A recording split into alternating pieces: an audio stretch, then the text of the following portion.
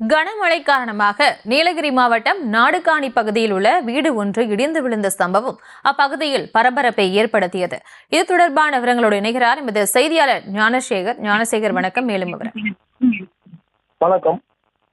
கூடலூர் பந்தலூர் பகுதிகளில் கடந்த சனி மற்றும் ஞாயிற்றுக்கிழமை அதி கனமழைக்கான ரெட் அலர்ட் எச்சரிக்கை அறிவிக்கப்பட்டிருந்தது. நேற்று மதியம்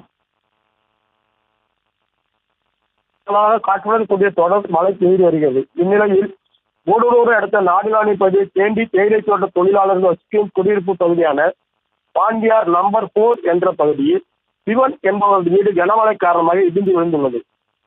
சிவன் உயிரிழந்த நிலை சிவன் அந்த வீட்டில் இல்லாத அவரது மகனும் மருமகள் நந்தினி இருவரும் வீட்டில் குடியிருந்து வந்துள்ளனர்.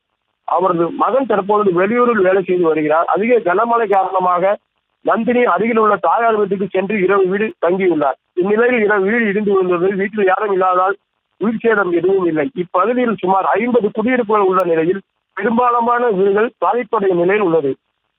அருகில் உள்ள வீடுகளும் இடியும் அபாயம் உள்ளதால் சம்பந்தப்பட்ட நிர்வாகம் உடனடியாக நடவடிக்கை எடுக்க வேண்டும் என்பதே அப்பகுதி பொதுமக்களின் கோரிக்கையாக உள்ளது. விவரங்களுக்கு நன்றி ஞானசேகர்.